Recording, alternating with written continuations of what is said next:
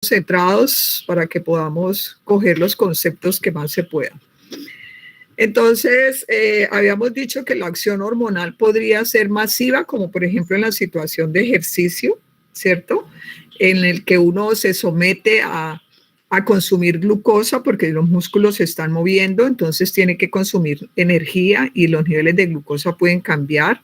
A producir calor porque la contracción muscular produce calor y porque si uno está expuesto, por ejemplo, al sol, eso también, y está haciendo una serie de movimientos que generan calor y ese calor entonces también puede generar una sudoración y si la sudoración es masiva, generar cambios hormonales que retienen, por ejemplo, que la persona no tenga deseos de orinar porque en ese momento está eliminando líquidos por el sudor, por ejemplo, ¿no? Entonces hay toda una serie de hormonas que en ese momento salen. Entre ellas tenemos entonces el cortisol, la epinefrina, ¿sí? El glucagón, ¿sí? ¿Por qué? Porque como la glucosa se disminuye, esa es la hormona que hace que ella salga otra vez, como lo vamos a ver posteriormente. Entonces, todas estas hormonas salen y esa es una manera de las hormonas actuar en conjunto. Y lo otro que veíamos es que hay como relaciones entre las hormonas. En el páncreas, por ejemplo, se produce el glucagón, pero también se produce la insulina. Y las dos tienen acciones opuestas. ¿Sobre qué? Sobre la glucosa en la sangre. Entonces, si la glucosa se baja, como en el ejercicio, por ejemplo, cuando no comemos, entonces en ese momento sale glucagón para elevar la glucosa en sangre. Si la glucosa se eleva, entonces sale insulina para meter la glucosa a los tejidos y bajarla en la sangre. Por eso, si ustedes van en un momento a hacerse una prueba de cuánta glicemia tienen, o sea, cuál es el nivel de glucosa en sangre, pues la van a encontrar en el nivel normal, que está más o menos, en eso hay un mundo de valores y rangos, pero más o menos entre 80 y 100 miligramos por decilitro por 100 mililitros de sangre o decilitro de sangre. Entonces, ese es el rango normal, entre 80 y 100 miligramos por decilitro de sangre. Entonces, se aumenta en el caso de que acabamos de comer, por ejemplo, entonces allá hay una hiperglicemia cuando nos comemos el helado y además el pastel, entonces también hacemos una hiperglicemia, ¿no? O se baja cuando pasó el desayuno y no comimos nada en la mañana, llegó el almuerzo y seguimos y entonces eso está baje y baje y baje porque se están consumiendo los reservas, entonces se baja la glucosa en sangre. Entonces ahí comienza a actuar la otra hormona. Entonces tienen acciones opuestas y actúan sobre un mismo sustrato. Esa es otra manera de actuar las hormonas. Muy bien. Sigamos entonces. En relación al eje, ustedes me decían que lo habían visto en otros cursos. Entonces aquí ya están, ¿no? Las señales que vengan del medio ambiente, frío, calor, cambios de la presión atmosférica, son todas las señales que puedan ver. Agresión, por ejemplo, si alguien que nos viene a agredir, entonces nos genera miedo y eso inmediatamente nos cambia la frecuencia cardíaca, nos cambia el color de la piel, pálidos, hay erección de los pilosa, o sea, tenemos una serie de cambios, ¿sí? Una, porque son señales que nos están viniendo del medio y eso nos genera cambios en el sistema nervioso autónomo, por un lado, pero también a nivel endocrino, porque se incrementan las catecolaminas, por ejemplo. Eso va entonces al sistema nervioso, ¿sí? Central, y desde allí, entonces, viene la información hacia el hipotálamo. Y desde el hipotálamo es que empieza todo el eje, ¿no? El hipotálamo secreta las hormonas liberadoras. Les dio por intervenir en la clase a los perros del vecino. Perdón. Cierro la ventana acá. Entonces, todas esas señales que venimos desde la periferia van a los diferentes centros nerviosos y de los centros nerviosos pueden llegar al hipotálamo, que es el principio del eje hipotálamo-hipófisis relacionado con las hormonas. Y de allí salen unas hormonas que habíamos visto como liberadoras, luego llegan a la hipófisis, específicamente a la adenohipófisis, y desde allí entonces a las glándulas periféricas. Aquí vemos una serie de retroalimentaciones negativas. ¿Qué quiere decir eso? Si en un momento una hormona de la hipófisis salió en gran cantidad a la sangre y se aumentó en sangre, ella hace una retroalimentación negativa sobre el hipotálamo. Vamos a mirar aquí cómo logramos que estas opciones, ¿sí? Entonces, si sale una gran concentración de hormonas desde la hipófisis, entonces, ¿qué va a ocurrir? Pues que esa gran concentración me va a inhibir al hipotálamo, ¿cierto? Para que no siga generándole hormonas liberadoras que llegan a la hipófisis y que no se sigan secretando desde la hipófisis, ¿no? Si, por ejemplo, continuó esa glándula, esa hormona desde la hipófisis hacia las glándulas periféricas, ¿sí? Y eso generó el incremento, por ejemplo, de hormona de crecimiento, esa hormona de crecimiento en sangre también desde la periferia me puede hacer, si ya se aumentó mucho su concentración, me puede hacer entonces una retroalimentación negativa en hipófisis y una retroalimentación negativa en hipotálamo para frenar el eje, ¿no? ¿Sí? Entonces ustedes deben imaginarse eso como que es unas reacciones en cadena y desde la periferia, dependiendo de cómo estén cambiando las concentraciones en sangre de las hormonas, van a generar entonces una regulación que hace que el eje pare, ¿no? Y el eje es hipotálamo, hipófisis y glándulas periféricas. Si salió una hormona desde la glándula periférica, ¿sí? Por ejemplo, estrógenos, y hay muchos estrógenos, entonces eso también puede hacer ir por sangre, llegar a la hipófisis por sangre, llegar al hipotálamo por sangre, y allá esa gran concentración de esas hormonas que salieron desde la periferia hacen que en esos dos niveles se frene la secreción de la liberadora y de la hipófisis, que es la correspondiente. Muy bien, la misma cosa aquí, pero ya en dibujitos. El hipotálamo es un órgano que está constituido por múltiples núcleos. Me imagino que eso ya lo vieron ustedes. Y todos esos núcleos, sus estructuras son de células nerviosas, ¿no? Su unión, entonces, desde estas células nerviosas salen todos los axones, y esos axones son los que secretan las hormonas liberadoras, chachos. Entonces, a esto es a lo que uno le llama neurosecreción, ¿no? Esa secreción no va, ustedes han visto eso tal vez antes, que un neurotransmisor sale de una neurona para llegar a otra neurona. Pues no, aquí la cosa es que estas hormonas, que son las liberadoras del hipotálamo, entran al torrente sanguíneo. Este torrente sanguíneo hace parte del sistema portal, ¿no? Y esta circulación entonces llega hasta hipófisis, y aquí tenemos la hipófisis en dos partes, como ustedes ya la deben haber visto, la adeno y la neurohipófisis, y entonces por sangre va a secretar, miren ustedes, no sé si alcanzan a ver los axones aquí, este axón secretando directamente a la circulación, y esa circulación entonces llegando a la circulación arterial, aquí como la estamos viendo. Esta viene a ser la arteria hipoficiaria inferior, y esta la superior, ¿no? Entonces aquí vemos cómo esa secreción directa de estos axones llega entonces a la hipófisis. Muy bien. En la hipófisis, ustedes ya lo deben haber visto antes, está hecha entonces de células diferentes, con diferentes especializaciones, ¿no? Porque si una está produciendo, por ejemplo, hormona de crecimiento, y la otra está produciendo hormona cronotrópica o tirotrópica, como la vamos a ver, entonces aquí se producen múltiples hormonas. Y cada hormona se produce en una célula especializada para esa hormona. Entonces, hay hormonas diferentes, pero todas son epiteliales. Aquí no hay células nerviosas en la hipófisis, como ustedes lo deben haber visto previamente.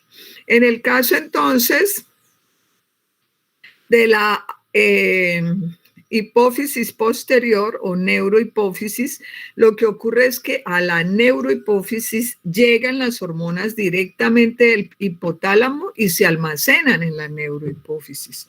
Entonces la neurohipófisis es una glándula que lo que hace es almacenar las hormonas que provienen del hipotálamo. Específicamente, ustedes deben haber oído la vasopresina, ADH, y la oxitocina. Las dos se producen arriba en el hipotálamo, llegan por los axones y se almacenan en la neurohipófisis.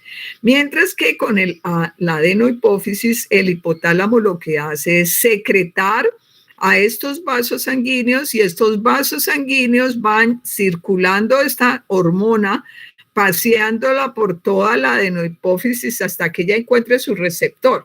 ¿Y a dónde va a encontrar su receptor? Pues allí donde esa hormona liberadora del hipotálamo se une a ese receptor de esa célula y allí hace producir la hormona que le corresponde. Vamos a ver eso cómo es. Que antes de que lleguemos a este cuento, pero es que yo me salgo de acá. Voy a pasar a esta parte y es la siguiente. Todas esas hormonas que son liberadoras y que vienen del hipotálamo, o no todas, pues aquí tenemos algunas, son todas estas que tenemos acá en la porción superior. Y todas las que están metidas en estos cajoncitos rosados son las hormonas que se producirían en la hipófisis, ¿no? Entonces, ya vimos el hipotálamo en la gráfica está acá y la adenohipófisis está abajo y en el medio de las dos está esa circulación portal. Entonces, estas neuronas que me están produciendo estas hormonas, mire que gran parte de ellas tienen una R que lo que está representando es hormona liberadora de lo que sea, ¿no? Aquí es hormona liberadora de la corticotripina. Entonces, ¿qué quiere decir? Que esa hormona que viene de una neurona hipotalámica entra a la circulación portal y esa hormona va a unirse a un receptor allá en la adenohipófisis, ¿sí? Que está localizado en una célula que está especializada para hacer corticotropina. Ese es el cuento. Entonces, esa hormona liberadora de corticotropina, pues ya la hipófisis a que se produzca corticotropina. De la misma manera, la hormona liberadora de las gonadotropinas en el hipotálamo va por circulación portal y llega a las células especializadas que sintetizan gonadotropinas, ¿no? Y esas son la LH y la FSH. Estas células producen solo este tipo de hormonas o predominantemente estas, mientras que estas células producen este tipo de hormona en la adenohipófisis, ¿no? Entonces, tienen toda una maquinaria especializada y todo un ciclo de reacciones químicas para llegar a este producto y aquí otras para llegar a este producto. De la misma manera, el factor liberador de prolactina producido en el hipotálamo, ¿sí? Por el mismo camino portal llega a las células especializadas para producir prolactina en la hipófisis, ¿sí? Miren aquí que es un medio traidor, ¿no?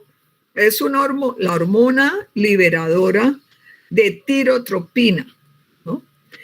Esa hormona producida en el hipotálamo por el mismo camino llega a la hipófisis, a las células especializadas de la hipófisis que producen hormona tirotrópica, que es la TSH, ¿no?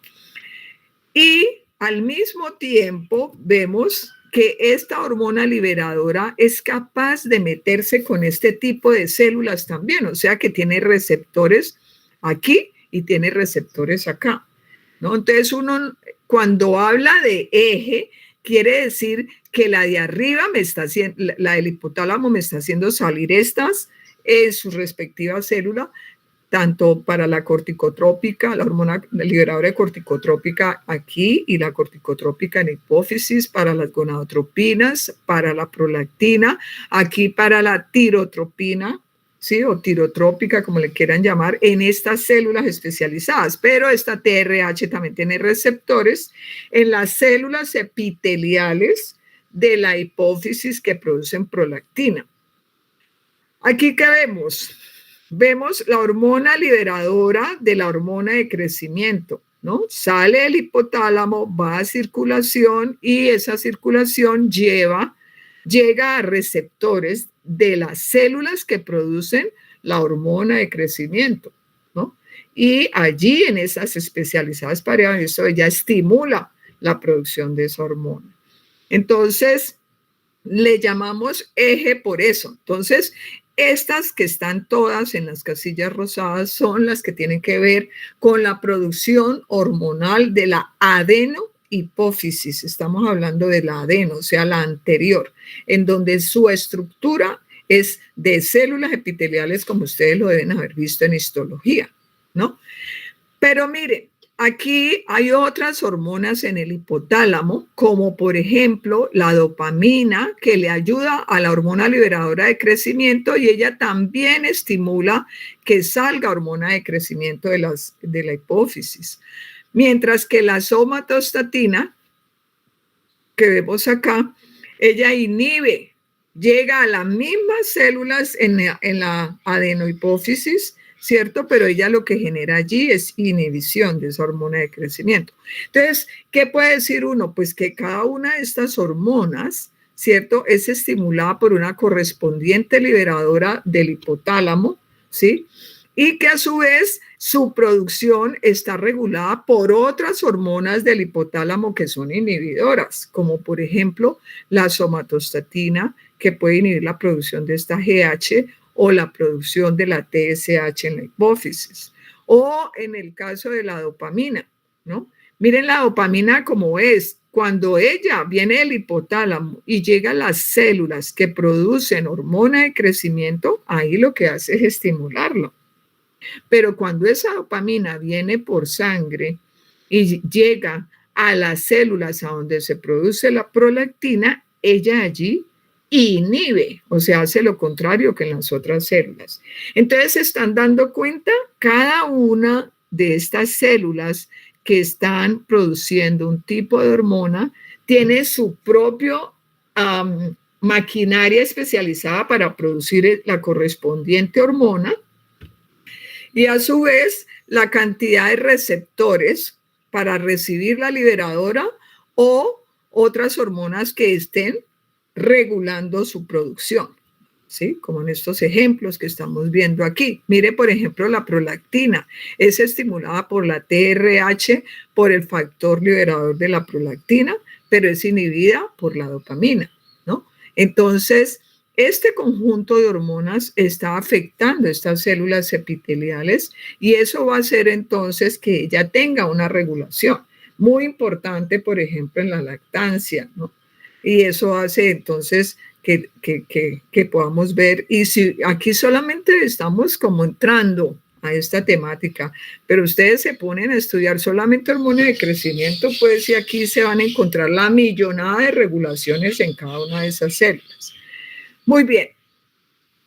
Aquí también, bueno, aquí ya tenemos estas otras que son los correspondientes ejes para cada una de esas hormonas. De la misma manera, entonces, lo que se encuentra es que así como el hipotálamo puede estimular la salida de estas hormonas en la hipófisis y al mismo tiempo estas hormonas que salen de la hipófisis, por ejemplo, aquí tenemos la CRH en el hipotálamo, que ya la vimos ahora, hormona liberadora de corticotropina para sacar la ACTH. Por favor, en los exámenes no se vayan a confundir.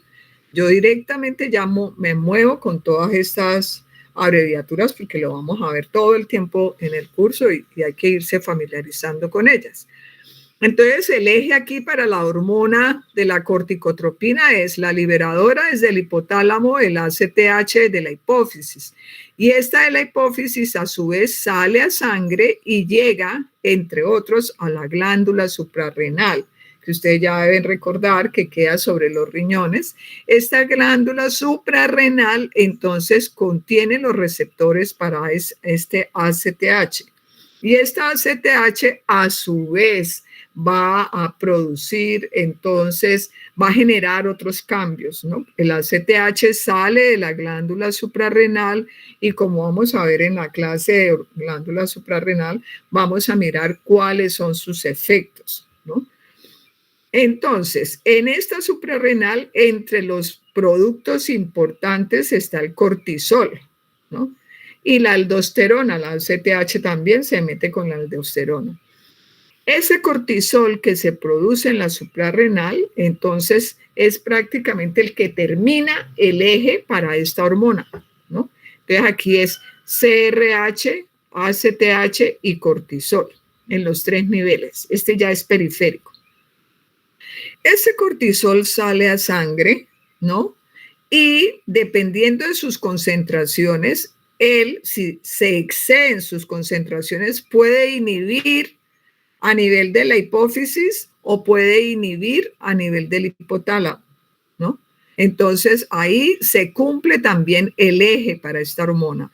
No solamente en que desde el hipotálamo hago producir a hipófisis y de aquí a suprarrenal, sino que desde aquí puedo inhibir a los 2 niveles. ¿Queda claro? Así para todas las hormonas que acabamos de ver, ¿no?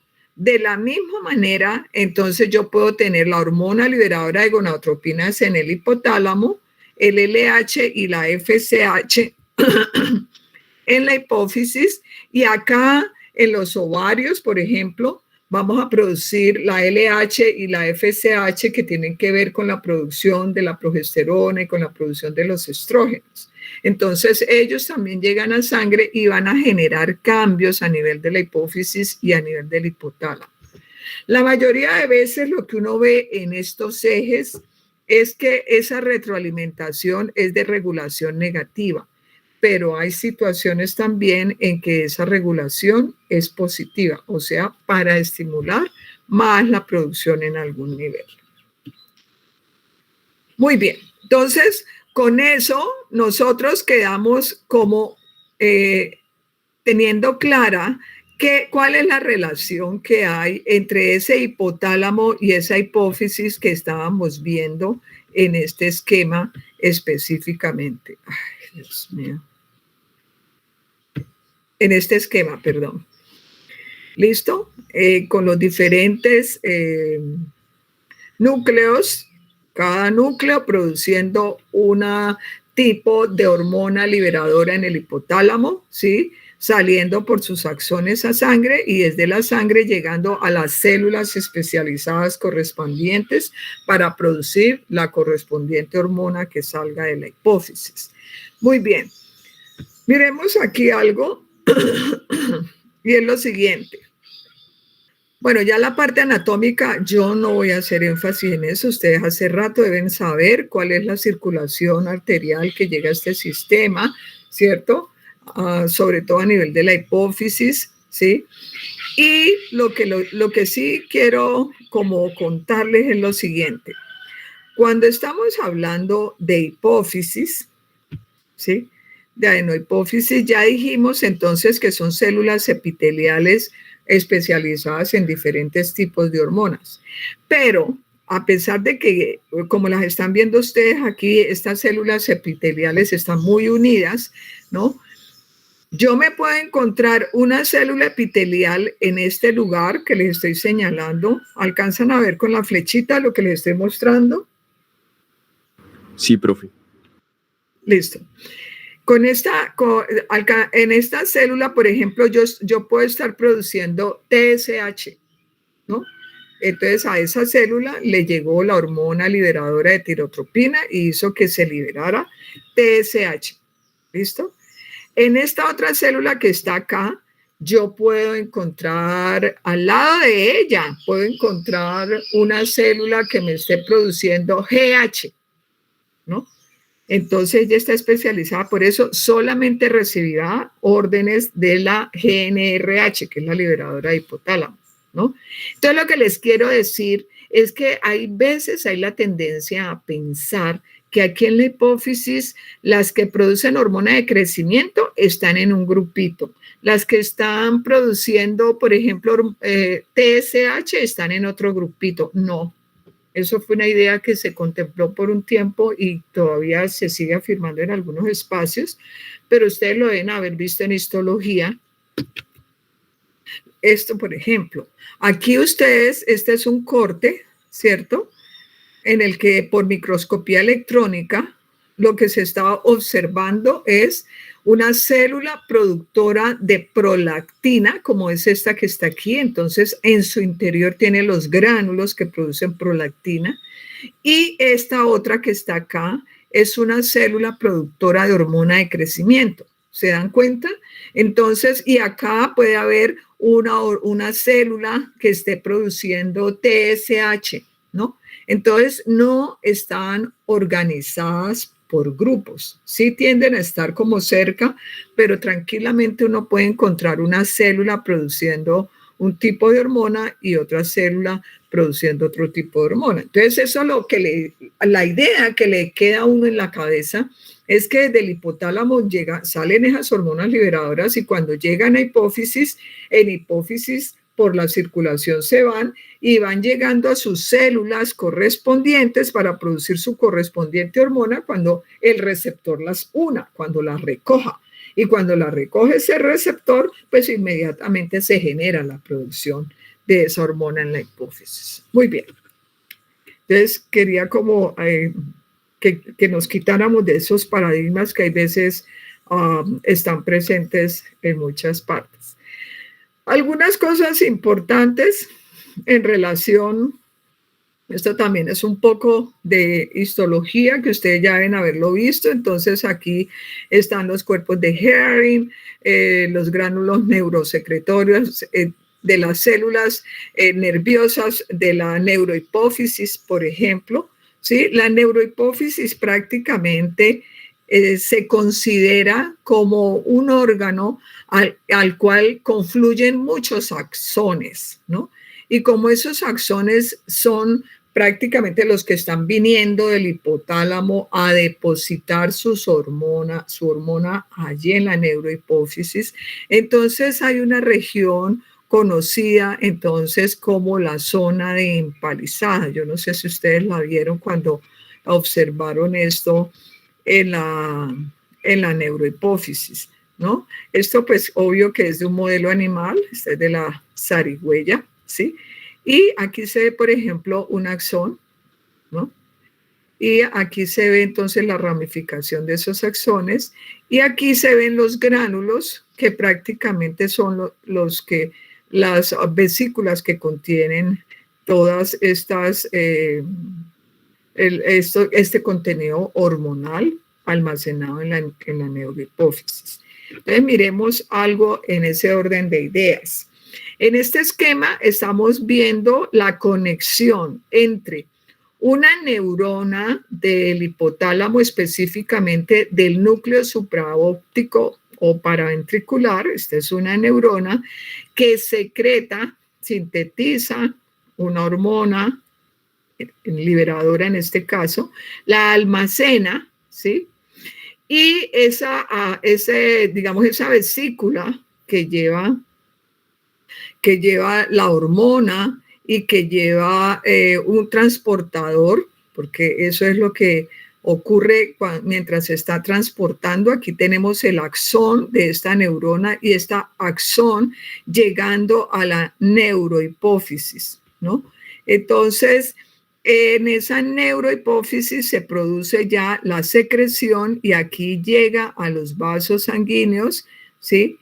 Y ahí entonces esos vasos sanguíneos tienen unas características, ¿no? Y son bastante permeables, son fenestrados para permitir así la difusión de esta secreción de la hormona que viene desde el hipotálamo, ¿no? Entonces, el conjunto del transportador con la hormona metidos en estas vesículas, ¿sí? Son los que se conocen, están metidos entonces en lo que se conoce como el cuerpo de Henry, ¿no? Y los transportadores, por ejemplo, que provienen, que están trayendo hormonas desde el hipotálamo a la neurohipófisis, son, un ejemplo de ellos es la neuroficina, ¿no? Entonces aquí vemos amplificada una de estas vesiculitas y aquí tenemos la neuroficina, la hormona, este conjunto incluido entre esta vesícula, ¿cierto? Y ahí entonces eso es lo que estamos llamando cuerpo de Henry. Al lado de este axón, ustedes ven unas estructuras que son los pituicitos, ¿so? Estos pituicitos parece que tienen algunas acciones específicamente mecánicas y lo que hacen ellos es como ayudar a que ellos tienen como una serie de prolongaciones y estas prolongaciones parece que tienen un papel y es ayudar a impulsar o a mover estas estructuras en la dirección que van, que es de axón hacia neurohipófisis. Acá, cuando ya llegan esta secreción hormonal para entrar a la parte vascular, ustedes ven dos pituicitos al lado y lado, son estos dos verdecitos que se están viendo. Y en el medio está el axón. Cuando vienen pues ya las vesículas para hacer su liberación exocrina en el vaso, entonces estos pituicitos se abren, ¿sí? Y permiten el paso entonces de esa hormona al vaso. Mientras tanto, estos pituicitos están entre el terminal nervioso y la pared del vaso sanguíneo. O sea, están metidos en el intermedio porque en ese momento no hay ese tipo de secreción. Entonces, es como que de alguna manera ellos tienen algunas funciones mecánicas porque lo que hacen es ayudar como a fijar ese axón para que pueda hacer su liberación en el correspondiente vaso sanguíneo. Aquí vemos otra micrografía electrónica en donde se ve ese terminal nervioso, o sea, es este pedacito de aquí solamente que lo vamos a ver aquí amplificado en la siguiente diapositiva. Entonces, esto es a donde están todos los gránulos que van a ser secretados, pero aquí tenemos, por ejemplo, un pituicito y tenemos este que está acá, es un pituicito este que es más grisáceo, alargado, PP, este es un pituicito y aquí está todavía metido entre el terminal nervioso y este que es un corte transversal. Estas son las células endoteliales, este es el pituicito y este es el terminal nervioso. Entonces, él se desplaza y permite que pase, que pueda haber entonces entrada ese contenido de las vesículas al interior del vaso sanguíneo para luego llegar a la correspondiente, a la neurohipófisis donde va a ser almacenado. Muy bien, entonces con eso nosotros estamos mirando, digamos, como con algún detalle, eso que ustedes han visto histológicamente, ¿cierto? Pero también tenemos que tener en cuenta algo en relación a los tipos de neuronas que hay en el hipotálamo, ¿no? Entonces, en el hipotálamo, pues el hipotálamo, ustedes saben que es un órgano muy importante, no solo tiene que ver con la función endocrina, ustedes saben que entre las otras cosas que también hay un papel importante del hipotálamo es en la regulación de la temperatura, el hipotálamo también es un órgano intermediario para como pasar una serie de estructuras hacia las neuronas del sistema nervioso. Entonces, aquí lo vamos a ver. Miren, entonces, los diferentes tipos de neuronas que hay en el hipotálamo. Están las neuronas magnocelulares. Las neuronas magnocelulares hipotalámicas, como su nombre ya lo insinúa, son neuronas grandes y son ellas en donde se sintetiza la vasopresina o hormona antidiurética y la oxitocina. específicamente, y ellas son las que van por ese camino que acabamos de ver, por el axón, para llegar a neurohipófisis. Y en la neurohipófisis solo las almacena, ella nada que ver con la síntesis de eso. Ella las almacena y desde allí es que salen directamente a hacer sus efectos a nivel renal específicamente, ¿sí? Y a nivel del útero, específicamente la oxitocina. Muy bien, entonces ese es un tipo de neuronas del hipotálamo. El otro tipo de neuronas son las hipofisotrópicas. Estas son las neuronas que directamente se conectan al torrente sanguíneo, ¿sí? Y secretan las hormonas liberadoras para que lleguen a la adenohipófisis, ¿no? Entonces, por eso se llaman neuronas hipofisotrópicas del hipotálamo. Y las otras neuronas son las neuronas de proyección hipotalámica, ¿no? Son neuronas entonces del hipotálamo que hacen sinapsis directamente con otras neuronas, ¿sí? Específicamente, que pueden ser directamente a neuronas preganglionares del sistema nervioso autónomo, por ejemplo. Entonces, el hipotálamo también tiene este otro, conocidas como neuronas de proyección hipotalámica. Bien, cada neurona del hipotálamo tiene la multitud de receptores y recibe muchísimas señales, o sea, acabamos de ver que el hipotálamo está hecho de varios núcleos y que entre esos núcleos hay muchas neuronas y que desde un núcleo puede salir, por ejemplo, una hormona liberadora que llegue a otra neurona del otro núcleo y producir una acción, ¿sí? O desde la corteza cerebral también muchas órdenes que llegan a las neuronas hipotalámicas y entonces todo eso es lo que estamos viendo aquí. Las entradas, ¿cierto? Y también tenemos las salidas. Muy bien. Entonces aquí es otra neurona hipotalámica, ¿sí? Esta es una hormona, es una neurona que produce hormona liberadora de la tirotropina, por ejemplo, y miren, ella puede tener receptores de que lo que reciben es mediadores desde células que regulan la temperatura en el hipotálamo, ¿sí? Puede recibir, tener receptores, por ejemplo, para la hormona liberadora de corticotropina, que se producen otras neuronas de otros núcleos del hipotálamo, ¿sí? Y así sucesivamente. Entonces, esta neurona es un pequeño ejemplo de toda la recepción que pueden tener esas neuronas del hipotálamo que están produciendo las hormonas liberadoras.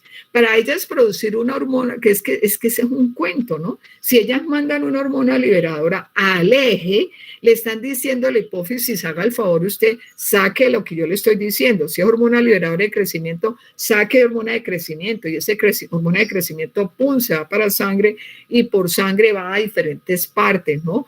A músculos, a hueso, a si está creciendo en los diferentes órganos, ¿no? Entonces va a producir una acción sistémica. Entonces, una orden que llegue a una neurona en el hipotálamo puede venir de múltiples partes, pero cada que llega y sale también genera una serie de efectos dependiendo de cuál sea el comportamiento de ese eje para esa hormona. Entonces, aquí también la misma cosa, miren, todas estas células de los otros núcleos que tienen también interacción con estas neuronas y a su vez ella también recibe retroalimentación negativa desde la periferia. Ya esto es neurona del hipotálamo, esto es hipófisis y aquí tenemos tiroides. Si es la TRH, pues la hormona liberadora de tirotropina que va a producir TSH en la hipófisis y esa TSH va a producir las hormonas tiroideas en la glándula tiroides. Entonces, este es el eje de la tiroides, así como vimos ahora el eje de la CRH, la ACTH y el cortisol. Aquí es TRH, TSH y abajo en la tiroides sería T3 y T4, ¿no? Entonces, ese es el eje para cada hormona.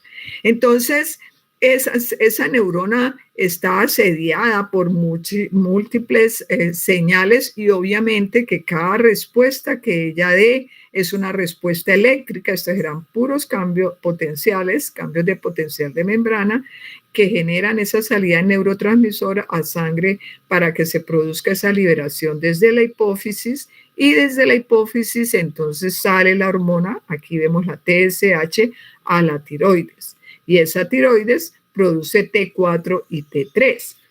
Si esta cosa ya pues se le pasó, ¿sí? Y tenemos una concentración ya alta de T4 y T3, entonces esta va por sangre. ¿A dónde va? Pues hombre, si es circulación sistémica, ella puede ir a hipófisis y volver a hipotálamo, y en ambas puede hacer, tiene receptores para hacer retroalimentación negativa. O sea, si esto es mucho, hágame el favor y frena la salida de TSH y frena la salida de TRH para yo no tener que estar recibiendo tanta TSH y así no producir más T3 y T4. Esa es como la idea. Y al mismo tiempo, mientras esto se está dando para un lado y para el otro, si está haciendo calor y si está cambiando el metabolismo en ejercicio, entonces yo voy a tener activados todos estos centros, ¿no?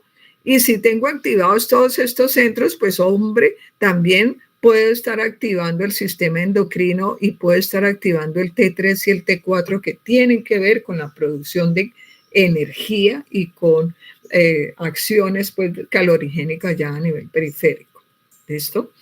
Muy bien. Bueno, esto sí ya es, esto lo vamos a ver más en regulación del autónomo, no lo voy a mirar aquí, lo vamos a ver más directamente allá. Esto ya lo vimos, esta es la misma cosa, el eje, hipotálamo y hormonas tiroideas. Entonces aquí tenemos la hormona liberadora de la hormona de crecimiento en el hipotálamo, entonces él saca la hormona de crecimiento en la adenohipófisis, y las células, el nombre que tienen son las somatotropas. Las células somatotropas de la hipófisis producen la hormona de crecimiento. La TRH del hipotálamo, que tiene que ser con la tiroides, entonces desde el hipotálamo sale TRH, llega a la hipófisis TSH producida por sus respectivas células que son las tirotropas. La CRH del hipotálamo, que es hormona liberadora de corticotropina, llega por circulación, o sea, desde el axón secreta al sistema portal y esa le lleva a la adenohipófisis, llega a sus células especializadas para producir la hormona corticotropa, que es, o la corticotropina, usted le pueden decir como sea, pero es la ACTH por las células corticotropas. Lo mismo, hormona liberadora de gonadotropinas, célula gonadotropa, está la FSH y está la LH para esta liberadora. Y el caso pues de la dopamina, que inhibe la liberación de prolactina, como ya lo habíamos visto. Y acá están las células ya en los tejidos, ¿no? La hormona de crecimiento que se mete con todos los tejidos, ¿cierto? Somáticos que tienen efectos, o sea, que cambian, por ejemplo, en las edades cuando se está en crecimiento. Entonces, todos los tejidos conectivos, como piel, como hueso, como músculos, sí, como los mismos órganos viscerales. La TSH, que llega directamente a tiroides y hace pues entonces que se produzcan las hormonas tiroideas, como lo vamos a ver. La ACTH, que va a llegar a la médula suprarrenal, a la corteza suprarrenal, las gonadotropinas, que en el sexo femenino llegan a los diferentes tipos de células en el ovario, ¿sí? Ahí tenemos las células de Sertoli, están las granulosas en el ovario y están las células de la teca, mientras que en el hombre tenemos las células de Leydig, las células de Sertoli, específicamente, ¿no? Y la prolactina, pues, que llega específicamente a las glándulas mamarias para iniciar y mantener la producción láctea. Esto con respecto a la hipófisis anterior. Con respecto a la hipófisis posterior, entonces aquí tenemos la ABP o vasopresina o antidiurética y la oxitocina. Entonces, esta se sintetiza en el hipotálamo y se almacena, ¿sí? Aquí no hay producción, digamos, de hormonas en la neurohipófisis, ¿sí? Sino almacenamiento de esos dos tipos de hormonas. Bien, entonces con esa, digamos, como con esas peculiaridades de cada una de estas glándulas, nosotros lo que entendemos con eso es que hay como sus características funcionales entre estos dos niveles de la jerarquía endocrina entre el hipotálamo y la hipófisis, ¿no? Entonces, desde allá las cosas están saliendo a sangre, ¿no? Las hormonas liberadoras salen a sangre del hipotálamo, ya lo vimos, desde la hipófisis también salen a sangre y luego desde las glándulas periféricas también salen a sangre. En todos esos lugares, entonces, en todas esas diferentes hormonas que habíamos clasificado o que ya sabíamos pues que la gran mayoría son hormonas proteicas, también hay hormonas esteroideas, ¿no? Entonces, las hormonas esteroideas, su estructura química es completamente diferente, como ustedes ya lo saben, a las hormonas, a una proteína. Entonces, desde hace rato, pues desde que eran chiquitos, como decían, saben pues que una proteína estaba con su secuencia aminoácidica, mientras que en las moléculas esteroides se derivan del colesterol y el colesterol es un lípido que es una cadena de carbohidratos larga, o sea, es una estructura que es por puros anillos cíclicos y es un lípido, ¿no? Nada que ver con las proteínas. Entonces, esa estructura de las hormonas tiroideas es liposoluble de lípidos, ¿no? Mientras que la estructura de las hormonas proteicas pueden ser, dependiendo del tipo de aminoácidos que contengan, si son muchos hidrosolubles o si son muchos liposolubles. Entonces, esas hormonas circulan en sangre, ¿cierto? Y pueden ser que ellas vayan libres por sangre, ¿sí? O unirse a transportadores, ¿no? Entonces, entre las hormonas que se unen a transportadores están las hormonas esteroideas, ¿sí? O sea, las que provienen, por ejemplo, del ovario o del testículo, ¿sí? Las hormonas tiroideas, obviamente que provienen de la glándula tiroides, la hormona de crecimiento de la hipófisis, el IGF-1 es el factor de crecimiento insulínico tipo 1 y tipo 2, que son hormonas que estimulan la hormona de crecimiento, como lo vamos a ver, estimula su producción en el hígado. Entonces, ellas en general circulan unidas a proteínas, todas esas hormonas, ¿no? Mientras que otras, en cambio, circulan libres. Y un ejemplo de ello son las catecolaminas. Cada que nosotros hacemos ejercicio, por ejemplo, se nos suben las catecolaminas y esas catecolaminas son estructuras pequeñas hidrosolubles, ¿no? Entonces, y los pequeños péptidos también circulan libres. En general, las proteínas que cargan a las hormonas llamadas transportadores y que las llevan por sangre son glucoproteínas, o sea, son unas proteínas que cargan azúcares, ¿so? Glucoproteínas. Esa es como la característica de este tipo de transportadores. Y ellas hacen de reservorios, o sea, ellas cargan a esa hormona, como les había dicho en la clase pasada, les ayudan como a que se muevan. Imagínense ustedes la FSH o la LH, que son hormonas producidas en la hipófisis, y eso está por acá ya en la cabeza y tiene que bajar hasta los testículos o hasta los ovarios, ¿no? Esa es una superdistancia, digámoslo así, a nivel de transportes de estas moléculas. Entonces, por la vía sanguínea, entonces se facilita mucho su transporte a través de estas proteínas transportadoras. Bien, Estas proteínas, entonces, como en cualquier reacción química en el cuerpo, y esto es un principio que ustedes deben saber siempre, no solamente para las moléculas que hay en el cuerpo, sino también con las drogas que vengan desde el exterior. Las reacciones en el cuerpo, casi que la totalidad, son reversibles. O sea, todo el tiempo, si yo digo un transportador se une a una hormona, esa hormona se está uniendo y se está desuniendo, se está uniendo y se está desuniendo. Eso significa, entonces, y nos vamos de una vez para allá, que si ella se está uniendo y se está desuniendo, yo químicamente pudiera escribir esto también, porque ustedes me imagino que no se han olvidado de la química todavía, ¿no es cierto?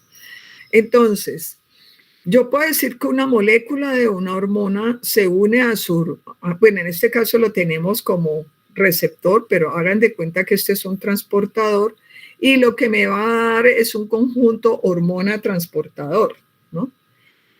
Y esa reacción es reversible, quiere decir que yo estoy uniendo ese transportador para formar este conjunto, pero al mismo tiempo se me está desuniendo. Entonces, todo el tiempo, ese transportador que está llevando esa hormona se está uniendo y se está desuniendo, se está uniendo y se está uniendo y va por sangre con ella, punto. Y cada hormona tiene su respectivo transportador y ya no va montando en cualquier transportador. Ah, sí, que es que este es el transportador de la hormona tiroidea y llegó la hormona de crecimiento y se montó en el transportador de la hormona tiroidea. No, cada hormona tiene su transportador, ¿no? Son glucoproteínas la gran mayoría, sí. Entonces, ¿qué pasa? En ese paseo de las múltiples transportadores y hormonas que van por sangre y en ese paseo de la unión y la desunión, van pasando por el torrente sanguíneo en la vecindad de todas las células por donde esa circulación vaya, ¿no? Entonces, supongamos que allí salió la FSH o la hormona de crecimiento, ¿sí? O la ACTH salió de la hipófisis. Salió de la hipófisis y viene hasta suprarrenal, ¿no? Entonces va por circulación y en el cuento de que el transportador se une y se desune hasta que llegó en la cercanía de a donde encuentra sus receptores, ¿no? Y allá entonces esa hormona va a estar entre su transportador y su receptor, ¿no? Y ahí, ¿cómo se la pelea en ese par? Dependiendo entonces de la afinidad de esa hormona por cada una de esas estructuras, ¿no? Eso es como los muchachos y las muchachas cuando entran en esos conflictos. Ay, mira, es que no sé cuál de los dos me gusta o no sé cuál de las dos me gusta, ¿no? Y sucede que al fin y al cabo se deciden por uno. Más o menos es la misma cuestión. ¿Ahí qué es? La afinidad.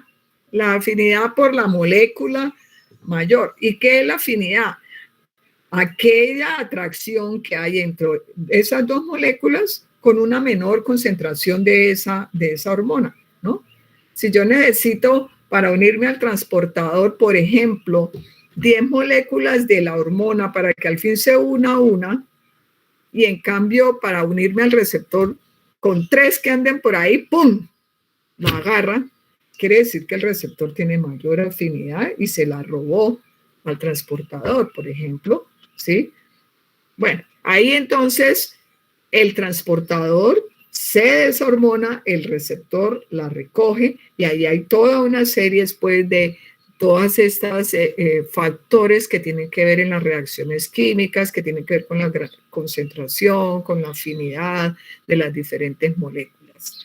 Bien, y entonces esto lo que nos está mostrando acá es que en este juego de reacciones reversibles, en el caso de los receptores, entonces cuando ya reciben a esa hormona, pues entonces la velocidad con que esta hormona se une, en este caso al receptor, es diferente con la que también se desune, ¿no? Porque ella se une al receptor, pero también se desune. Pero cuando se unió, ella ya se fue a desencadenar una serie de efectos dentro de esa célula.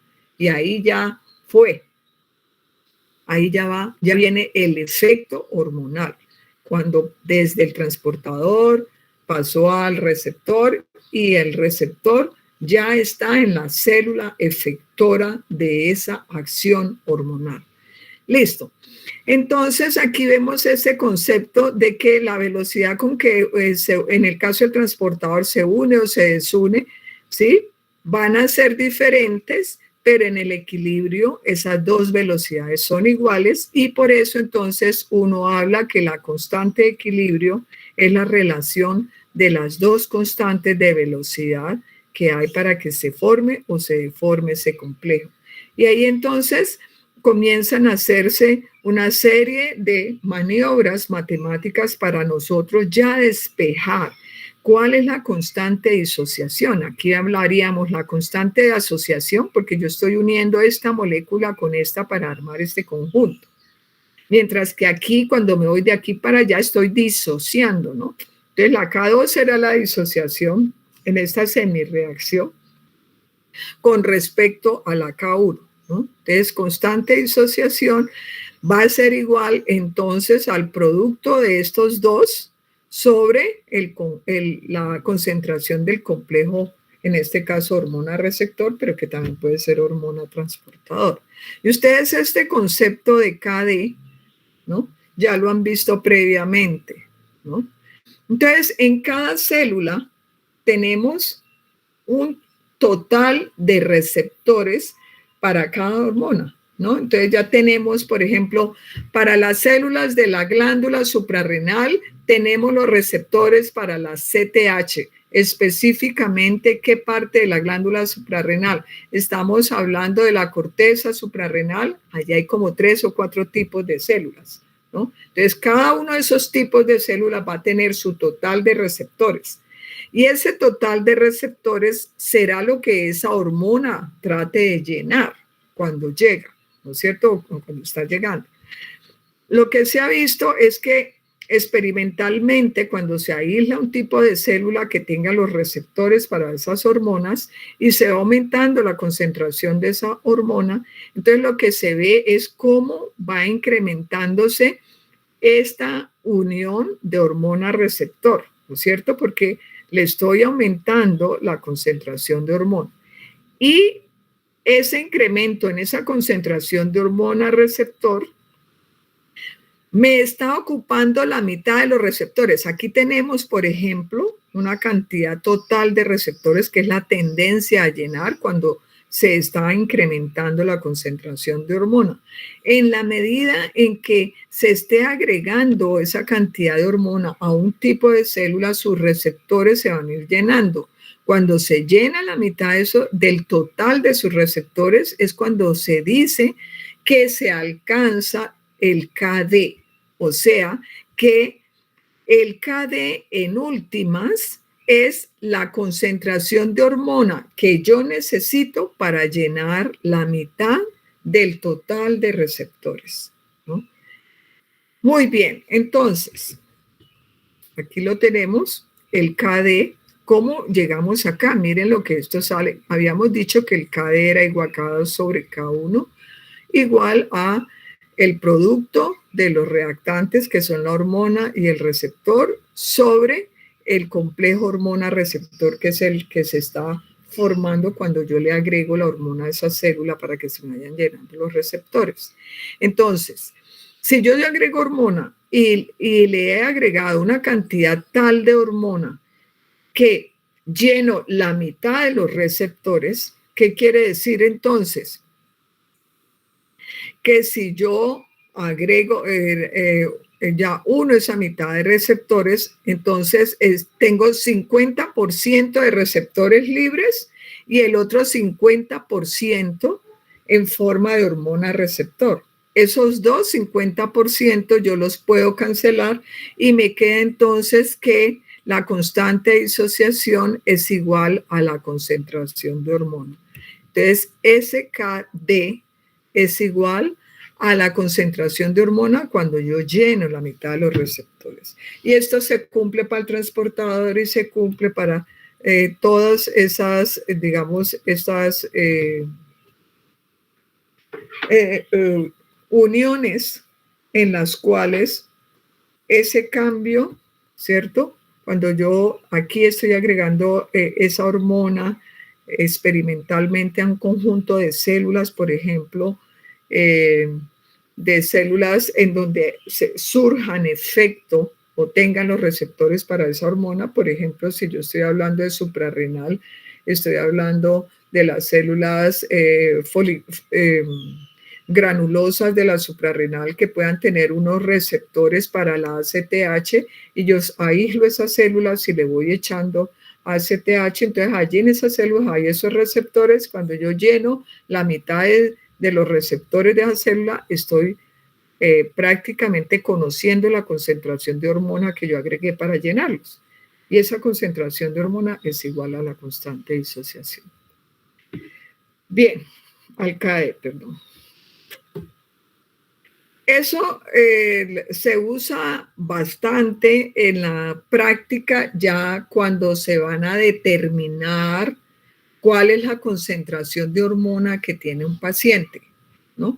Entonces, hay sospechas de que un paciente tenga unas concentraciones, por ejemplo, que sea un paciente hipotiroideo, o sea que su glándula tiroides no esté secretando la suficiente cantidad de hormona tiroidea, ¿no? Eso puede, por la clínica, un médico ya especializado, endocrino, y llega el paciente con toda una sintomatología y el médico comienza a sospechar que puede ser un caso de hipotiroidismo, pues él tiene que documentarlo y para eso manda las pruebas correspondientes, ¿no? Y esas pruebas correspondientes, ¿qué serán? Pues en general lo que se evalúa es inicialmente, ¿no? Es el eje hipófisis tiroides, ¿no? Entonces, ¿cuál es el eje de la glándula tiroides? Habíamos hablado TRH en el hipotálamo, TSH en la hipófisis y en la tiroides T3 y T4. Ese es el eje de las hormonas tiroideas. Entonces, ¿qué hace el médico? Vamos a mirar este eje a ver cómo anda. Entonces le dice, bueno, usted va y me trae esta prueba, TSH en sangre para ver cómo está y T3 y T4 específicamente. Luego ya vamos a ver por qué T4 y no T3 cuando veamos glándula tiroides. No se angustien porque esto lo vamos a profundizar un poco cuando vamos tiroides. Entonces, le manda una TSH y un T4. Los dos pertenecen al mismo eje, ¿no? Entonces, miremos, por ejemplo, qué pasa, qué sospecharía uno si es un hipotiroideo. Si le dicen a uno hipotiroideo, quiere decir hacia abajo. Quiere decir que la glándula tiroides está produciendo menos hormonas tiroideas que las que normalmente debe producir. O sea que puede tener el T4 en sangre más bajo que lo que normalmente lo debe tener. Entonces, si tiene ese T4 bajo, ¿qué quiere decir? Que el hipotálamo y el hipófisis tienen que estar activas para tratar de aumentar ese T4 que está bajo. Entonces, ¿yo qué esperaría como médico si realmente se cumple mi predicción de que puede ser hipotiroideo? Que esa T4 esté en el examen baja y la TSH esté alta, ¿no? Entonces, eso es lo que yo espero. Entonces, aquí hay como algunos elementos que tienen que ver con esa prueba. Esas pruebas, en general, en la clínica son lo que se utiliza para, la mayoría del tiempo es el radioinmunoensayo, ¿sí? En las cuales lo que se hace es utilizar anticuerpos, ¿sí? Aquí ustedes ven 3 recipientes, en el primero de los cuales ven los anticuerpos y ven la hormona marcada. Por ejemplo, van a detectar T4, entonces la marcan radioactivamente, entonces eso lo pueden visualizar, ese marcaje radioactivo lo pueden visualizar y entonces al unirse los anticuerpos, pues se forma este complejo de la hormona radioactiva y el anticuerpo, pero quedan unas libres, ¿no? Aquí tenemos 6 y solo 3 anticuerpos, pues quedarán 3 libres. Y esto es una reacción reversible, o sea que todo el tiempo esto se está moviendo para un lado y para el otro. Entonces, en la medida en que yo en esta gráfica agregue cada vez más hormona marcada, pues voy a agarrar más anticuerpos, ¿no? Y en ese sentido, voy a tener que, si yo en esta gráfica, en este lado tengo la hormona marcada y en este otro lado tengo el complejo hormona anticuerpo, que sería este que está acá, pues en la medida en que yo agregue más hormona marcada, pues voy a tener más este complejo hormona marcada anticuerpo. Y así puedo hacer esta gráfica como la que están viendo aquí. No es una línea recta, ¿no? Como lo están viendo, es una relación no lineal. O sea, un incremento de hormona marcada me produce un incremento del complejo hormona marcada anticuerpo. Con esto que ya está estandarizado en el laboratorio, se agrega entonces la muestra del paciente a este recipiente y esa muestra del paciente va a traer esa T4, pero obvio que no la va a traer marcada, ¿no? Porque viene el paciente. Entonces, esa la vamos a mostrar aquí como estos círculos amarillos, mientras que la marcada la veían ustedes unos círculos amarillos con unos puntos negros, ¿no? En ese recipiente que venía de esta situación anterior, le agregamos la muestra sanguínea con la hormona del paciente. Entonces, ¿qué va a pasar? Que esos anticuerpos, como se está uniendo y desuniendo, cuando se fue una hormona marcada, se le puede meter una hormona del paciente, ¿no? Y se fue otra hormona marcada y se mete la del paciente. Y si yo agrego cada vez, ¿cierto? Experimentalmente, ¿sí? Yo agrego una concentración más de hormona no marcada, pues voy a ocupar cada vez más anticuerpos, se los voy a quitar a la hormona marcada. Entonces, ¿qué va a pasar?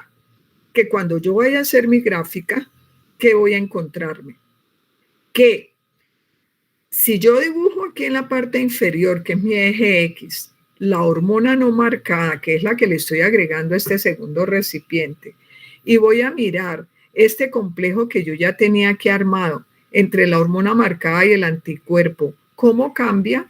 Pues entonces voy a ver que en la medida en que yo eche más y más y agregue más hormona no marcada, pues voy a ir rebajando cada vez más la cantidad de anticuerpos unidos con la hormona marcada y me van a aumentar más los anticuerpos con la hormona no marcada.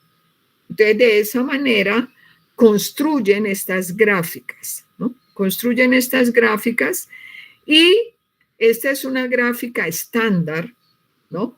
Que cuando ya el paciente trae su muestra, ellos en los laboratorios ya tienen estandarizadas estas gráficas porque han hecho todos estos procedimientos y al agregarle el suero del paciente a el recipiente en donde están los anticuerpos y la hormona marcada, ¿cierto? Entonces lo que se van a encontrar es que les da un tipo de complejo, un valor, les cayó en un punto de esta curva. ¿Qué quiere decir? Que con la hormona del paciente que no es marcada, desplazó la hormona marcada del anticuerpo y le quedó una determinada cantidad de ese complejo anticuerpo hormona marcada. Y que ese valor va a ser el que corresponde entonces a la hormona no marcada que proviene del paciente. ¿Les quedó claro? Entonces, ¿por qué? Porque cuando agregan la del paciente es no marcada y ella va a unirse a los anticuerpos que estaban unidos antes a la hormona marcada. Y al unirse, entonces le roba a estos, mire aquí hay más, mientras que este que está unido con la marcada disminuye. El punto hasta donde disminuya será el que corresponde a la cantidad de hormona no marcada que desplazó esa hormona marcada del anticuerpo. Y entonces ya le reportan el valor de esa concentración en la prueba sanguínea De la misma manera lo hacen para la TSH y con esos dos valores el médico efectivamente se encuentra que la TSH que viene de la hipófisis está aumentada, mientras que la T4 de la tiroides está disminuida. Y entonces ahí confirman su diagnóstico, ¿no? Y ya sigue pues haciendo estudios de por qué o cómo va a ayudarle el paciente, porque generalmente estos pacientes que tienen trastornos hormonales son pacientes que tienen una multitud de síntomas, ¿no? Entonces, generalmente un paciente hipotiroideo, con sueño, con adinamia, se asocia a veces la depresión, ¿qué más? Bueno, hay múltiples síntomas, tiene unas características, es obeso, en situaciones ya complicadas, por ejemplo, en los adultos mayores, que es donde se encuentra, sobre todo en mujeres adultas mayores. Muchas veces, pues, los adultos mayores duermen y duermen como que otra vez igual que los bebés, ¿no? Pero la familia está confiada en que no pasa nada y sucede que muchas veces es que está en una situación de hipotiroidismo marcado. Otro síntoma muy frecuente es la intolerancia al frío. Está todo el mundo que se muere del calor y él se pone un saco, ¿no? Entonces, todo ese conjunto de síntomas, ahora no van a pensar pues que, ay, no, entonces yo seré hipotiroideo, porque más de una vez me pasa, encuentro eso con los estudiantes.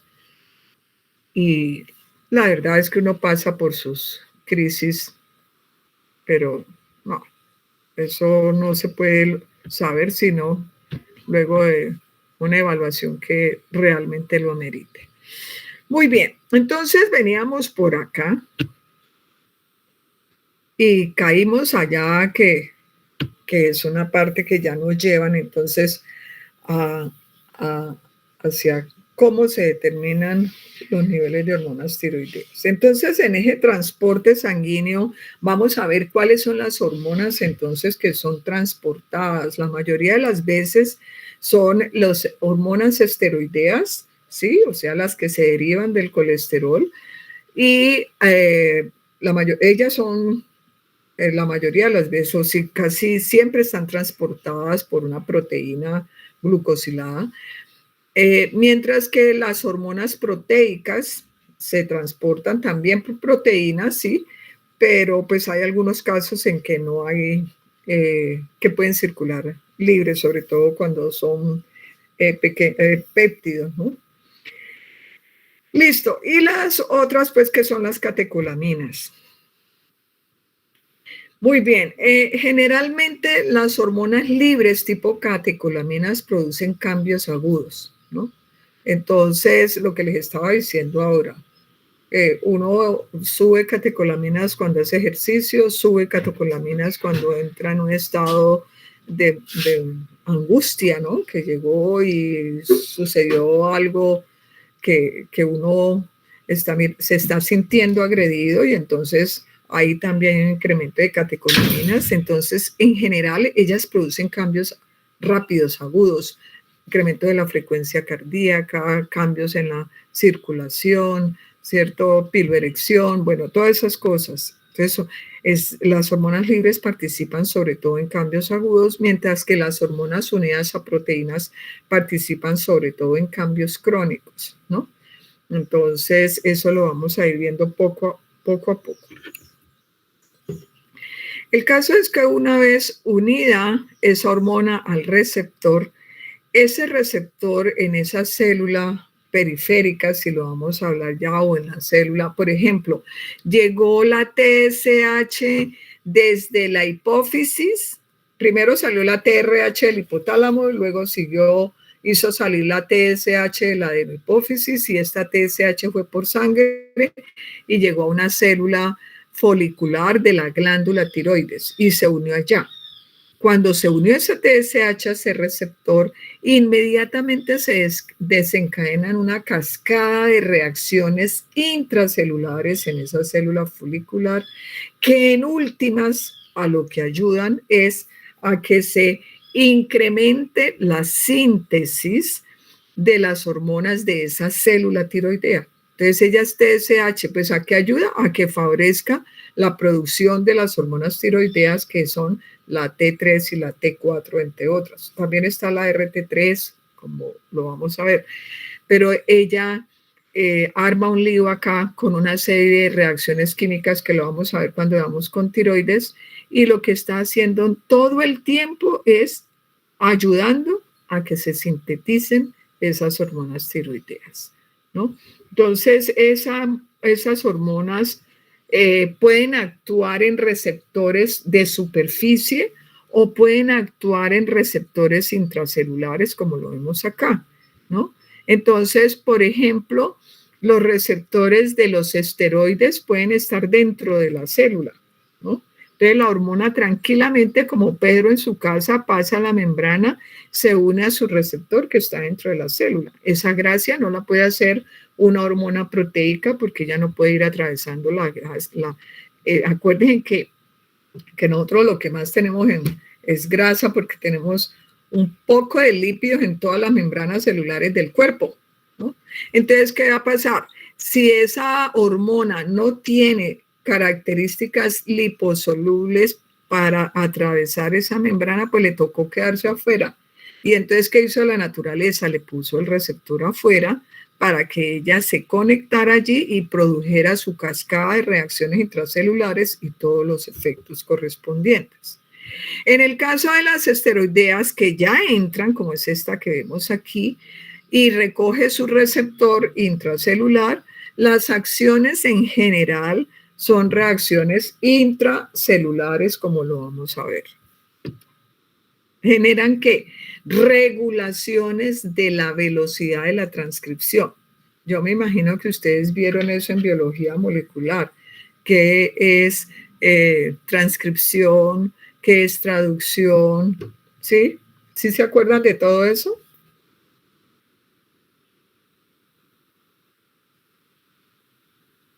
Sí, profe. Hola. Sí, profe, lo estamos viendo. ¿Ustedes lo están viendo en este momento en biología? Sí, lo comenzamos a abordar esta semana. Listo. Bien.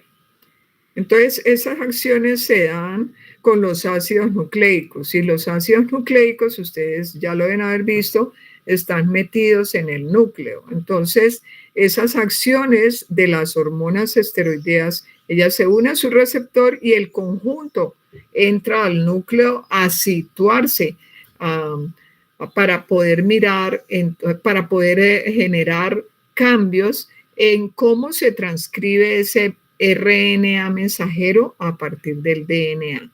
Entonces, la mayoría de las veces lo que hace es acelerar esa transcripción del DNA en RNA mensajero. Aquí lo vemos, por ejemplo, miren, aquí está, por ejemplo, el cortisol podía hacer eso, que es una hormona glucocorticoide. El cortisol no es una proteína, se deriva del colesterol. Entonces aquí lo tenemos, entra. Este que vemos aquí como rosado es su receptor. Ese receptor estaba sostenido por una proteína. Estas proteínas son en general proteínas del grupo de choque térmico. Y entonces este receptor, apenas le llega esta hormona, esa unión entre el receptor y la hormona desestabiliza la unión con esta proteína y se despega. Y quedando solo el conjunto hormona-receptor llega y se sitúa directamente en una secuencia del DNA. Y esa secuencia es conocida como elemento de respuesta, en este caso, para el cortisol, que es un glucocorticoide, pero de la misma manera, por ejemplo, también ocurre, miren, esta es otra traidora, es la hormona tiroidea. Esa hormona tiroidea 16. Perdón un momentico.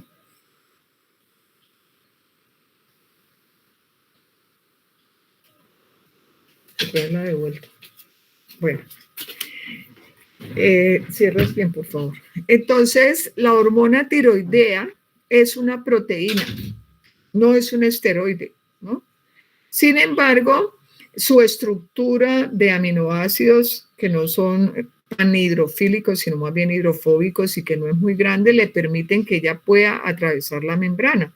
Pero no solamente entra al interior por difusión, sino que también puede ser por un transportador. Aquí vemos la hormona tiroidea y metiéndola al interior celular. Siendo una hormona tiroidea, ella también puede unirse a su receptor. Aquí esa unión ocurrió a nivel intracelular, ¿cierto? Y aquí otra vez se une a una secuencia de DNA diferente. ¿Qué es lo común entre todas estas uniones? ¿No?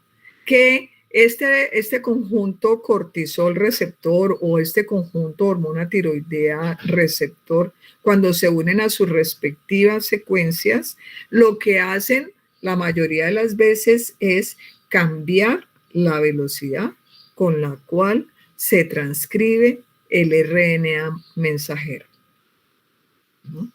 Entonces, eso es el efecto, digamos, característico de ese tipo de hormonas que llegan allá. Bueno, lo otro es que esta hormona, al unirse a su receptor, este conjunto, ¿cierto?, genera una serie de cascadas, ¿no? Y al generar esa serie de cascadas, entonces, volvemos a esta gráfica que ya la habíamos visto, ¿no? Y este es un caso, por ejemplo, la insulina. La insulina es una hormona que no entra a través de la membrana como si lo hace la hormona tiroidea, ¿no? Entonces, esta insulina se une a su receptor. Aquí vamos a ver esto más específicamente. Que hay polimerización de receptores. El receptor es esta que está acá, pero se dimeriza, o sea, se repite, ¿cierto? Y solamente cuando están los dos pueden recibir a la insulina y la insulina se une a ellos de la manera perfecta. Si ella cayó y se unió en sitios opuestos, entonces eso no desencadena la respuesta que desencadenar. ¿Y cuál es eso? Apenas se une la insulina a estos receptores, lo que hace entonces es generar una fosforilación intracelular. Y es el mismo receptor, o sea, el receptor está recogiendo por aquí la insulina y apenas lo tocó la insulina a estos receptores, inmediatamente se activó la acción fosforiladora de la tirosinquinasa. Entonces, esta porción fosforila esta y esta fosforila esta. Entonces, terminó esto fosforilado. Y al hacer eso, entonces, a su vez, esa acción fosforiladora la va a ejercer sobre este conjunto de proteínas, como lo habíamos visto previamente. Entonces, a través de estas fosforilaciones, desencadena todo un movimiento de cascadas que incluyen más fosforilaciones, como lo están viendo ustedes acá, ¿sí? Y que sus efectos pueden terminar en el núcleo o pueden quedarse en la membrana celular o pueden ocurrir en el interior de la célula, ¿no? Entonces, miren todo lo que puede hacer, por ejemplo, la insulina cuando llega a un receptor, a su receptor que esté localizado en un hepatocito, por ejemplo. Entonces, la insulina salió de páncreas, llegó a sangre y desde sangre, pues siempre tenemos insulina, ¿no? Pero cuando ella llega a sangre y luego encuentra sus receptores, por ejemplo, a nivel del hepatocito, ocurre esa unión, ocurre entonces esta unión, como lo vamos a ver, este conjunto de proteínas siempre está allí y se van fosforilando estas proteínas y cada camino es un efecto, ¿no? Entonces, fosforilado este camino, nos vamos a ir, como lo vamos a ver en clase con páncreas, por toda esta vía que termina en un efecto. ¿Cuál es? Insertar una proteína en la membrana celular. ¿Quién hizo eso? La insulina. Al hacer todo esto, favoreció insertar una proteína en esa membrana de ese hepatocito. Bueno, en el caso del hepatocito específicamente no depende de la insulina. Hablemos más de la célula muscular. El hepatocito tiene los transportadores, pero son de otro tipo. De la célula muscular. Entonces, que la insulina llegó al receptor de la célula muscular, hizo todo este camino y favoreció que una proteína, como es toda esta que está aquí, se insertara en esta membrana. Y esta proteína a lo que ayuda es a coger la glucosa que está en la sangre y a meterla a esa célula muscular. Cuando la célula muscular todo el tiempo está metiendo su glucosa a la sangre y allá, a las células y allá adentro esa glucosa ya va a conformar moléculas más grandes como el glucógeno, ¿no? Al unirse. Entonces el glucógeno ya es una molécula grande que es un reservorio de glucosas. Usted se puso a brincar, entonces comienza a gastar esas glucosas de ese glucógeno. Cuando usted ya lleva un ratísimo, ¿no? Entonces le comienza a gastar también la glucosa que viene de la sangre. Y si usted no come y sigue en la misma friega, pues entonces lo que va a hacer es una hipoglicemia y entonces ahí va a comenzar a sentir el mareo, el hambre y todos los síntomas, pues cuando los muchachos se pasan en estas cosas. Bien, entonces este es uno de los efectos, ¿no? Al mismo tiempo, esta unión produce esa otra cascada, pero ese efecto de esa molécula que se une al receptor, que es en la membrana celular, puede ser en célula, puede ser en núcleo, ¿cierto? Y en la célula es a través de fosforilaciones que puede, por ejemplo, aquí, ¿qué es lo que está pasando? Si lo que estamos haciendo acá es que la insulina se está uniendo a este receptor. La insulina sobre todo lo que hace es guardar el azúcar allá dentro de la célula, ¿no? Entonces, primero que todo, hace esta reacción química para que se meta la glucosa a la célula muscular. Coge otra fosforilación y le da la vuelta por aquí para que llegue a favorecer la síntesis de glucógeno, ¿no? ¿Y qué hace aquí en todas estas reacciones? La glucógeno sintasa, ¿cierto? Es inactiva cuando está fosforilada. Y lo que hace ella es, a través de estas reacciones, favorecer la acción de una fosfatasa para que esa glucógeno sintetasa pierda ese fósforo y quede sola, quede como glucógeno sintasa y como tal vaya a coger esas glucosas para sintetizar ese glucógeno, ¿no? ¿Cómo lo hace? A través de estas fosforilaciones y de fosforilaciones. Entonces, aquí también, la insulina también favorece la síntesis de triglicéridos, por ejemplo. Entonces, también lo hace a través de fosforilaciones. Aquí, cuando se va al núcleo, ¿sí? Aquí han habido una serie de fosforilaciones, pero en el núcleo, al aumentar la velocidad de transcripción del RNA, lo que hace, por ejemplo, es favorecer la síntesis de proteínas, ¿cierto? Porque son segmentos del DNA, ¿cierto? Que se transcriben en RNA mensajero y ese RNA mensajero luego va a ribosomas para que se sinteticen las respectivas proteínas. Entonces, lo que hace acá es favorecer la producción de ese RNA mensajero, hacerla más rápida para que se produzcan más proteínas. ¿Qué tipo de proteínas? Si estamos hablando, por ejemplo, de la insulina, ¿cierto? Esa insulina va a favorecer la síntesis de proteínas enzimáticas que favorezcan la síntesis de moléculas grandes, como los triglicéridos, ¿sí? La síntesis de enzimas que favorezcan entonces la producción del glucógeno, que son moléculas grandes. Entonces son dos caminos.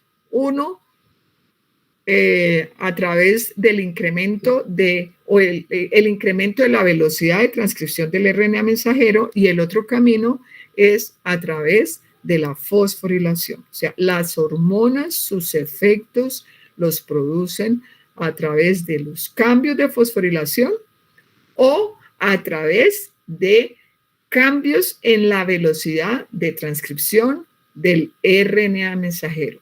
Palabra de Dios para ustedes estas dos cosas que les acabo de decir, como mecanismos importantes de las hormonas para producir esos efectos. Muy bien. Sigamos.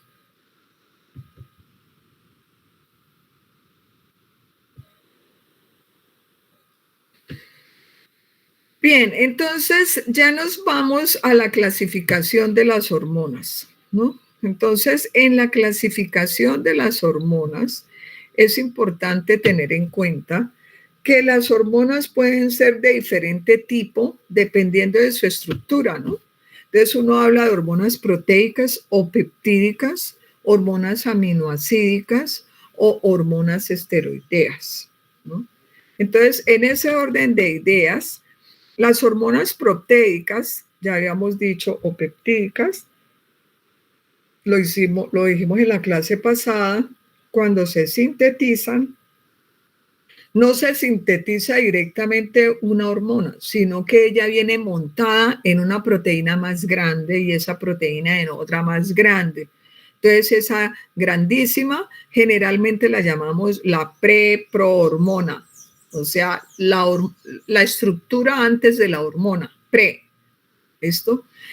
Entonces, se sintetizan como prehormonas y luego de eso, entonces ya aparecen enzimas que clivan esos pedazos que no son hormonas, o sea, rompen de esa molécula grandísima lo que no es hormona hasta que dejan la hormona libre, ¿no? Y esas hormonas, entonces, se almacenan en vesículas, ¿sí?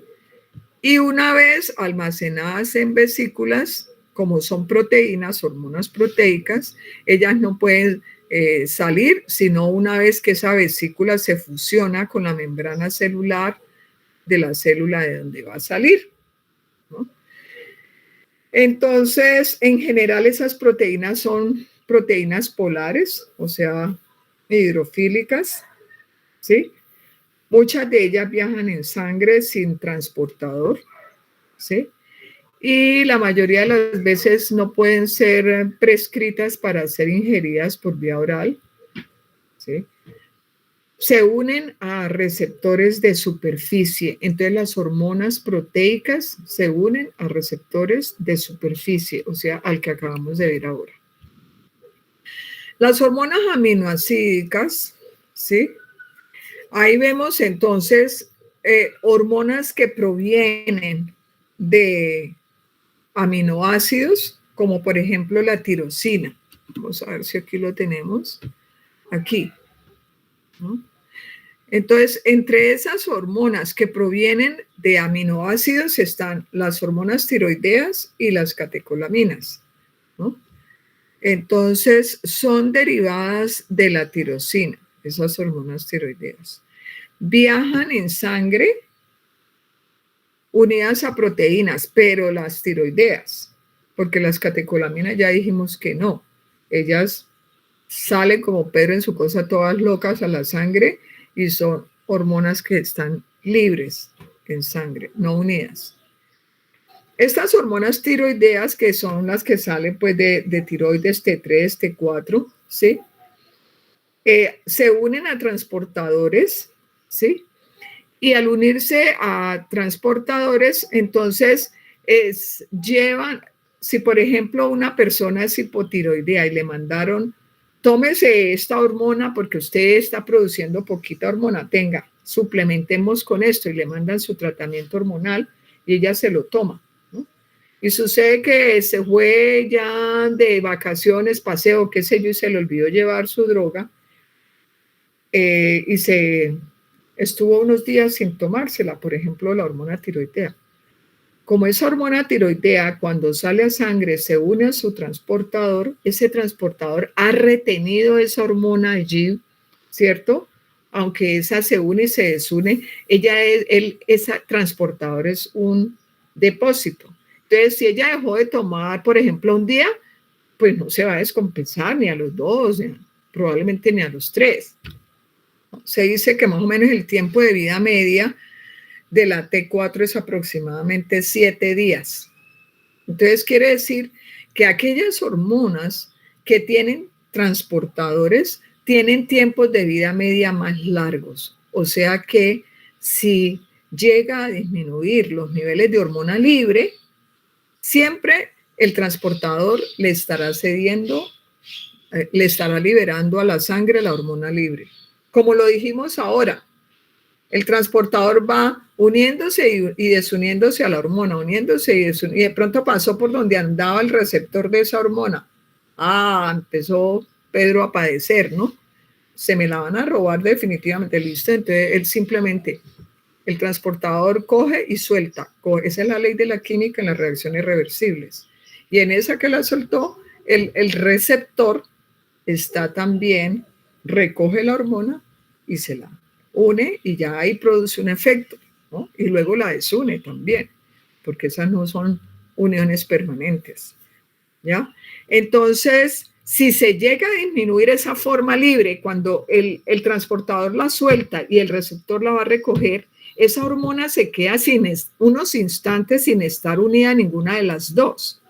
Y como tal, es la hormona libre, ¿no? Y esa hormona libre, entonces, puede en situaciones de hipotiroidismo estar disminuida, o no, en una situación como en eso que les conté de la señora que fue y no se llevó su tratamiento, y entonces se le bajó la hormona libre, y entonces ahora no se le va a unir al receptor como debía de ser, sino menos. Y entonces empieza a hacer los síntomas en pleno paseo, pues, y ella ya con sus síntomas de hipotiroidismo, porque lleva más de 8 días sin tomársela, por ejemplo.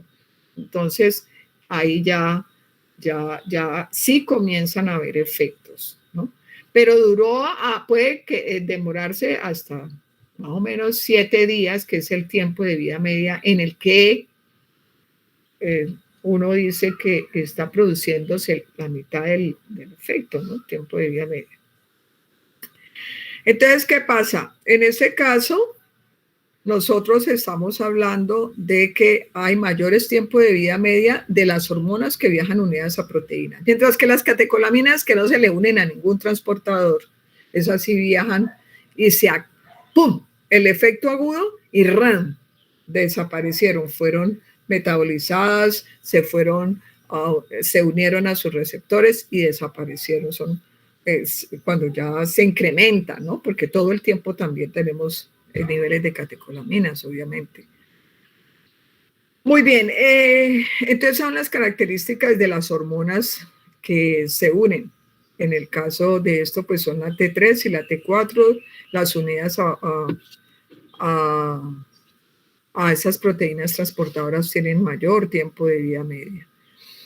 Aquí vemos las catecolaminas y así como la hormona tiroidea, esta es la vía de síntesis de las catecolaminas. Miren bien esta estructura química, espero que la puedan observar perfectamente. Esto es un aminoácido que es la tirosina. Yo creo que eso ya lo reconocen ustedes, ¿cierto? ¿Sí o no? Listo, entonces aquí ven el cíclico y la cadena carbonada, la parte amino y la parte de la unión del carboxilo en el aminoácido. Esta tirosina, entonces, ¿qué le pasa? Se hidroxila, o sea, le entra un OH a este anillo y ya se volvió dopa. Dihidrofenilamina, que es dopa. Obvio con una enzima, ¿no? La tirosina hidroxilasa. Luego la decarboxilasa, ¿qué hace? Coge este COH, esta enzima, ¿sí? Retira este COH y lo cambia por un hidrógeno. Entonces pasó de dopa a dopamina. Entonces, miren, la misma estructura que tenía estos dos OHs, ahora le cambió este COH por esto y ahora ya se llama entonces dopamina, ¿no? Y esta dopamina, bajo la acción de otra hidroxilasa, le monta otro OH a esta, ¿no? Y al montarle ese otro OH ya no tiene 2, sino que tiene 3, ¿no? Y este que era CH-COH ahora es CH2, mírenlo acá. Entonces, esta dopamina, cuando ya se hidroxila por tercera vez, es la norepinefrina, ¿sí? Y cuando esta estructura ahora se le aumenta un grupo metilo al NH2, como lo vemos aquí, se convierte a epinefrina. Entonces, esta es la síntesis de las catecolaminas a partir de la tirosina. Y también tenemos, cuando veamos tiroide, vamos a ver cómo las hormonas tiroideas son tirosinas, ¿cierto? Y vamos a ver cómo es que ocurre esta síntesis. ¿Quedó claro? Todas estas son catecolaminas. Todo lo que ustedes oyen que las catecolaminas para arriba y para abajo son dopamina, norepinefrina, epinefrina, ¿sí? Cualquiera de estas. ¿Y de dónde derivan? De este aminoácido, tirosina.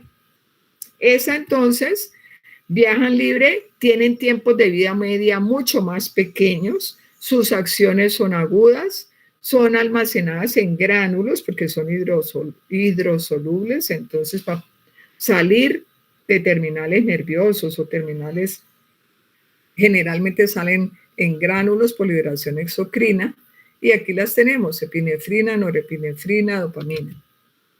Y ya por último, las hormonas esteroideas. Entonces miren el colesterol, nada que ver con una proteína, esto es una estructura carbonada llena de, todos estos puntos son puros carbonos, saben ustedes pues que todos estos son cíclicos, carbonos, entonces esto es una cadena, esto es una estructura hidrofóbica con un OH, ¿no?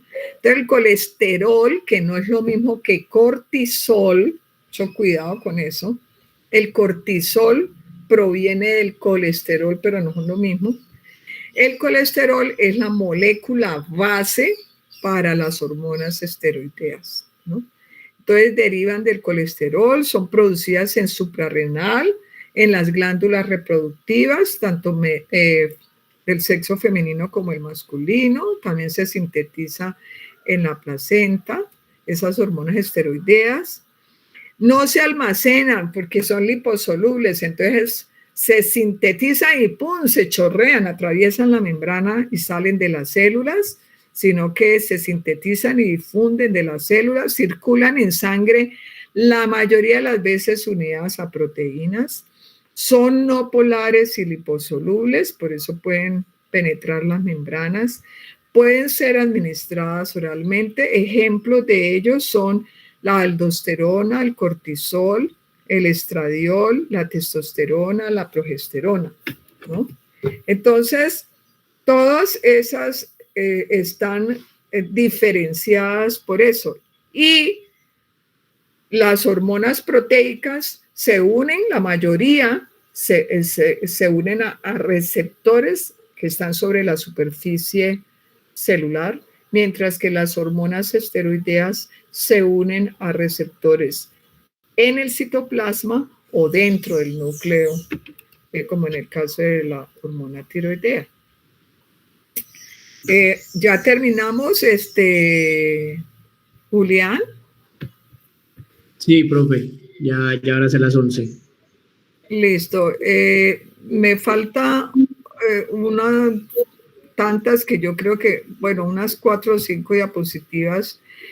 Por favor, para la próxima clase, porque como tengo varios grupos, me recuerdan, por favor, que quedamos entre, esta la alcanzo a, no la alcanzo a mirar ya, solo la escribo, desde la 36 hasta la